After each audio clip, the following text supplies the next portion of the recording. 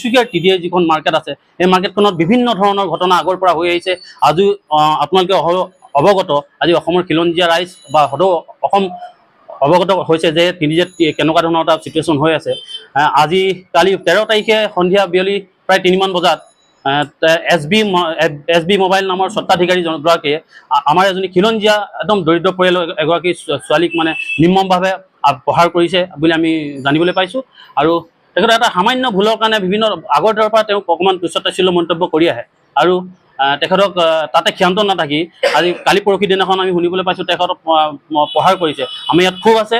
আজি আমি গোটেইকেইটা সংগঠন মিলি আমি তিনিচুকীয়া সদৰ আৰক্ষী থানাত আমি এজাহাৰ দাখিল কৰিছোঁ আৰু তেখেতক উচিত তদন্ত ল'বলৈ আমি দাবী কৰিছোঁ। আৰু তেখেতলোকে পুলিচ প্ৰশাসনে আমাক আস্থা আৰু বিশ্বাস দিছে যে অতি সোনকালে কঠোৰতকৈ কঠোৰতম ব্যৱস্থা গ্ৰহণ কৰি তেখেতলোকক জেল হাজতলৈ পৰিণত কৰিব। কিন্তু আমাৰ তাতেই আমাৰ গোটেই ব্যৱস্থাখিনি শেষ হ'লে নহ'ব। আমাৰ ইয়াত যিখিনি দল সংগঠন গোট খাইছে, যে তিনিচুকীয়াৰ টিডিএ মাৰ্কেটকে ধৰি আজি তিনিচুকীয়া মাজমজিয়াত দল সংগঠন গঠন কৰিছে। আমাৰ প্ৰশ্ন আছে, আজি টিডিএত যিটো অনিয়মিত ঘটনা সদায় বাৰে বাৰে ঘটি থাকে, আমাক স্থায়ী সমাধান লাগে। আপোনালোকৰ যোগেদি টিডিএৰ চেয়াৰমেন কাজল গোহাঁই ডাঙৰীয়াক আমি জনাব বিচাৰিছোঁ যে ইয়াত টিডিএত যিটো অমানৱিক ঘটনা বাৰে বাৰে ঘটি থাকে, ইয়াৰ স্থায়ী সমাধানৰ কাৰণে তেখেতলোকে টিডিএৰ চেয়াৰমেনগৰাকীয়ে অতি সোনকালে এখন বৈঠক আয়োজন কৰক। আৰু বৈঠক আয়োজনত দোকানী তাত টিডিএত যিমান 280খনমান দোকান আছে সেই গোটেই দোকানখিনি আমাৰ লগত চুক্তিবদ্ধ কৰিব লাগিব। অনাগত দিনত কোনো খিলঞ্জীয়া লোকে যাতে তাত এনেকুৱা ধৰণৰ অমানৱীয় ঘটনা ঘটিত হৈ মাৰ খাবলগীয়া নহয়, তাত কি চুক্তিবদ্ধ কৰিব লাগিব দল সংগঠন। অন্যথা কিন্তু টিডিএ অনিৰ্দিষ্টকালেও টিডিএ বন্ধ কৰি দিয়া হ'ব। ধন্যবাদ। জয় অসম। আচলতে কথাটো এনেকুৱা ধৰণৰ, শান্তিৰ কথা এতিয়া যিটো বাৰ্তা সুচালে যে তিনিচুকীয়া টিডিআৰ মাৰ্কেটত এতিয়ালৈকে দুবাৰ হৈছে। তিনিচুকীয়া টিডিআৰ মাৰ্কেটত গৈ ওপৰতো গৈ কবাৰ পাই গৈ শান্তি বাৰ্তাত সিহঁতি কৰিব খোজা নাই। যিহেতু বৰ্তমান সময়ত অসমৰ খিলঞ্জীয়া অস্তিত্ব সংকটত, সেয়েহে আমি বিভিন্ন দল সংগঠনে যি এটা চৰকাৰ এটা উচ্ছেদ অভিযান চলাইছিলে, তাৰ পৰা আৰম্ভ কৰি আমি সকলো দিশতে আমি কিন্তু দল সংগঠন তিনিচুকীয়াত এতিয়া বৰ্তমান সজাগ হৈ আছো। তাৰ ক্ষেত্ৰত কিছু লোকৰ ভাড়াঘৰত আমি নিজাববীয়াকৈ এটা অভিযান চলাইছিলো, আমাক য'ত আৰক্ষী অধীক্ষকসকলকে আমাৰ মানে সহযোগ আছিলে।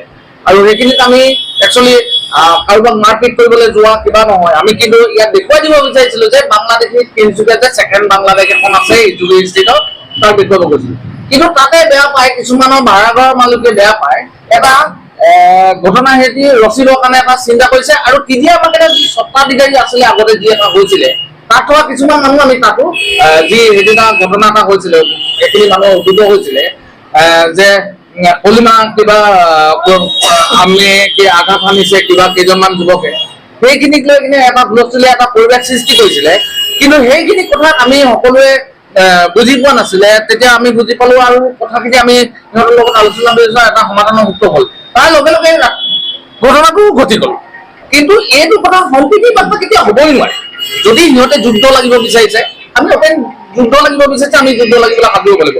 কাৰণ খিলঞ্জীয়া এতিয়া বৰ্তমান অস্তিত্বৰ সংকটত। গতিকে আমি তিনিচুকীয়াৰ যিসকল খিলঞ্জীয়া যুৱক যুৱতী সকলো আমি ওলাই আহিব লাগিব। আৰু বৰ্তমান সময়ত আমি মোকাবিলা কৰিবৰ কাৰণে আমি সাজু হ'ব লাগিব। আৰু এই ক্ষেত্ৰত পুনৰবাৰ আমি তিনিচুকীয়া প্ৰশাসনকো হস্তক্ষেপ কৰিবলৈ অনুৰোধ জনাইছো, যাতে এনেকুৱা অপ্ৰীতিকৰ পৰিস্থিতি তিনিচুকীয়াত এনেকৈ সংবাদ মেল দিবলগীয়া আৰু কোনো ধৰণৰ ঘটনা নজিৰ নহওক। গতিকে মই সংবাদ মাধ্যমৰ যোগেদি অনুৰোধ জনাইছো যে যিসকল ব্যক্তিয়ে এতিয়াও আমাৰ যি খিলঞ্জীয়াক চিনি নাপায়, কিছুমান প্ৰশ্ন কৰে কেতিয়াবা, মটক কোন বুলি, মৰাণ কোন বুলি, খিলঞ্জীয়া কোন বুলি। আচলতে সিহঁতি একচুৱেলি নিজৰ ঠাই মানুহ নহয়।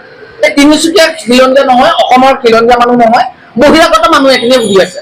আৰু সিহঁতৰ সাহস ক'ত পালে?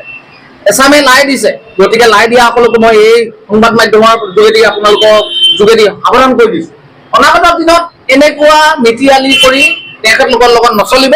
চলিলে কিন্তু পৰিণতি বেয়ালৈ গুচি যাব, ঢাল বেয়ালৈ গুচি যাব। গতিকে সকলোকে অনুৰোধ জনাইছো যে নিজৰ খিলঞ্জীয়াৰ মাজত খিলঞ্জীয়া সদায় ভূমিপুত্ৰ আমি থাকিব লাগিব। আৰু সেই হিচাপে আমি সমিল মিলে বসবাস কৰিব লাগিব। কিন্তু বহিৰাগত সদায় বহিৰাগতই। এতিয়াও যদি অসমৰ হাৱা পানী খাই অসমৰ কথা যদি বদনাম কৰে, তেখেতসকলক অসমৰ পৰা ইয়াৰ পৰা খেদি দিবৰ বাবে আমি সাজু হ'ম।